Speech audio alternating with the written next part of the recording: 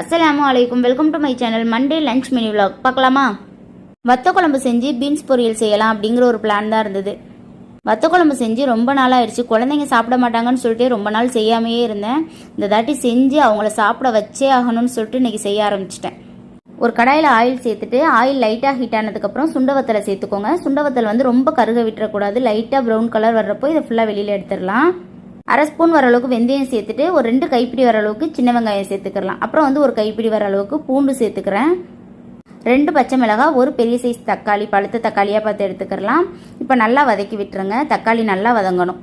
லைட்டாக உப்பு சேர்த்துட்டு 2 கொத்து கருவேப்பிலை சேர்த்துட்டு நல்லா வதக்கி விட்டுக்கோங்க. தக்காளி நல்லா மசிஞ்சதுக்கப்புறம் 1 ஸ்பூன் வர அளவுக்கு மிளகாய்த்தூள், அரை ஸ்பூன் மஞ்சள் தூள், ஒரு 3.5 ஸ்பூன் வர அளவுக்கு மல்லித்தூள் சேர்த்துக்கிறேன். சேர்த்துட்டு அதையுமே நல்லா கலந்து விட்டுறலாம். ஒரு லெமன் சைஸ் அளவுக்கு புளி எடுத்து கரைச்சி வச்சுருக்கேன். அதையுமே இப்போ வந்து நம்ம சேர்த்துக்கலாம். சேர்த்துட்டு நல்லா கலந்து விட்டுருங்க. கொஞ்சமாக உப்பு சேர்த்துக்கோங்க.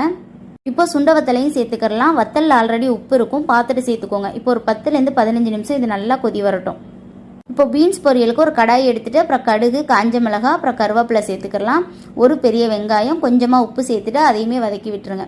நல்லா வதங்கினதுக்கப்புறம் நம்ம பீன்ஸை சேர்த்துட்டு கொஞ்சமாக உப்பு, அப்புறம் மஞ்சள் தூள் அரை ஸ்பூன் வர அளவுக்கு சேர்த்துட்டு கலந்து விட்டுறலாம். பீன்ஸ் வேகிறதுக்கு ஒரு 1/2 கிளாஸ் வர அளவுக்கு தண்ணி சேர்த்துக்கிறேன்.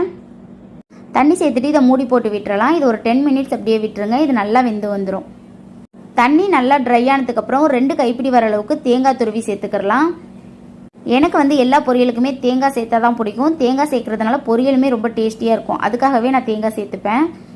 தேங்காவை சேர்த்துட்டு நல்லா கலந்து விட்டுறலாம். இன்றைக்கி வந்து ஒயிட் ரைஸ், அப்புறம் வந்து வத்த குழம்பு, பீன்ஸ் பொரியல், அப்பளம்.